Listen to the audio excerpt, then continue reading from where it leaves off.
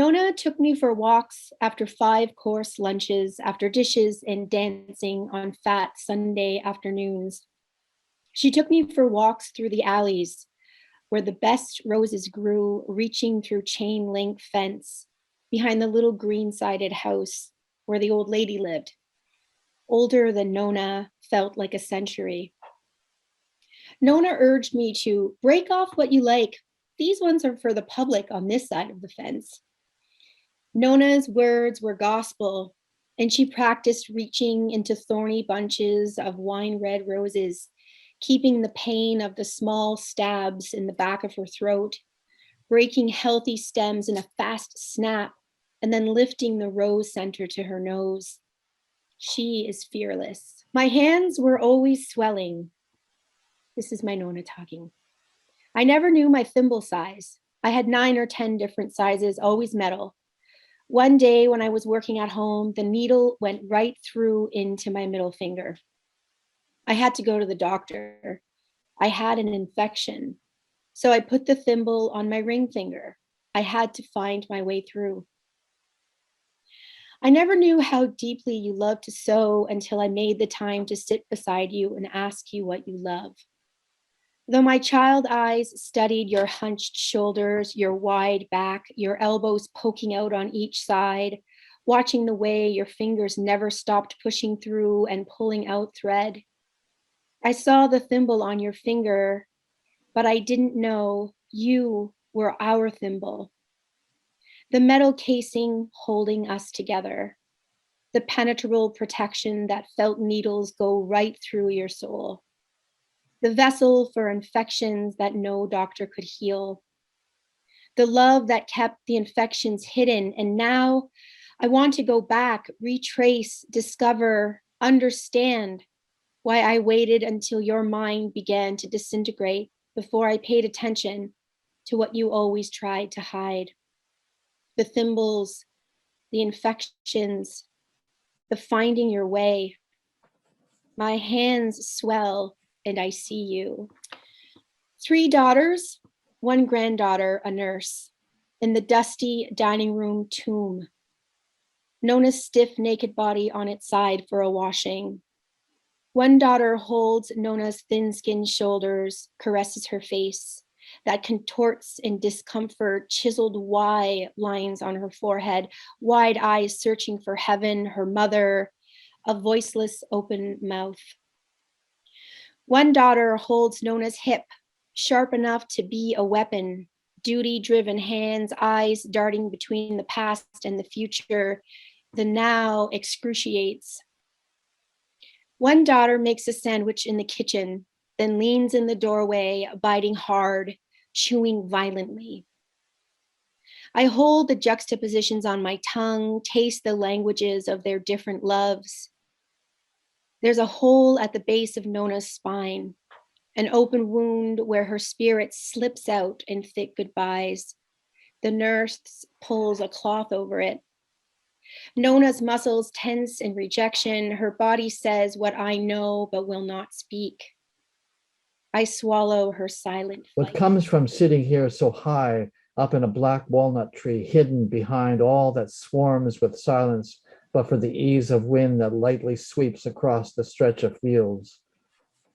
I see barns and fences and farmhouses and men working in the open air, and from time to time, a truck passing by on straight roads that run from the village and down to the lake and the lighthouse. I'm a young farm girl climbing high, aloft all the hush of an ordinary day, searching for words to sing its praise, complete its welcome, and find that moment in grace in being alone. I was nearly 12 and I wandered by the U-shaped motel that sat on the main drag like an old aunt refusing to bid goodbye. I was taking a shortcut through the parking lot, making my way to a friend's, and that's when I noticed a door ajar in one of the units.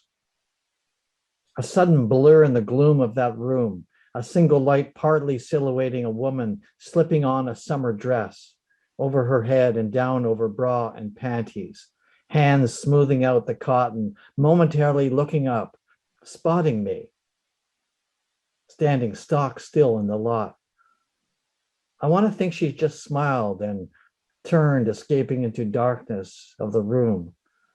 I continued on my way to my friends, but I never forgot that instant. And tonight, now 73 years old, I shuffle into the cramped motel office, check in, ask for room 106, and the hotel keeper hands me the key. I sit on the edge of the bed, coat and hat still on, slumped before a mirror. Why am I here? Maybe it's to gather that moment into a bouquet of darkness, of light, of beauty, something fraught and forsaken, and suddenly she is there. Or is it that simply a mere gesture of a trailing light from a passing car? Yet she is here, sitting beside me, leaning over to slip on her shoes, saying goodbye. Summer's long past, all of her now in a silhouette, brightening into a whisper of light. Maybe the spring of 1968 on a cool Saskatchewan night, and I was pacing the edge of the highway, daydreaming the flat, open fields, maybe praying under an ink black sky that rested solitary and present over me like the palm of a hand. When a preacher swerved to the side of the road in a dusty green Plymouth Belvedere, I spotted the flashing red of the ribbon tail lights that wrapped around the knife edge crease running down to the bumper, and I heard the man shout if I needed a ride. In Lisbon, all lanes lead uphill but the ocean spills literal cockle shells, stunned snails, slippery oysters. €1 for tourist ginja and miniature chocolate cups. Drink to make it up, always up. Past pink peeling football clubs. Is it broken or is it Portugal? Civilized separate lineups for the elderly, pregnant, and me. Will I leave this nest again? Be able to swallow the barium?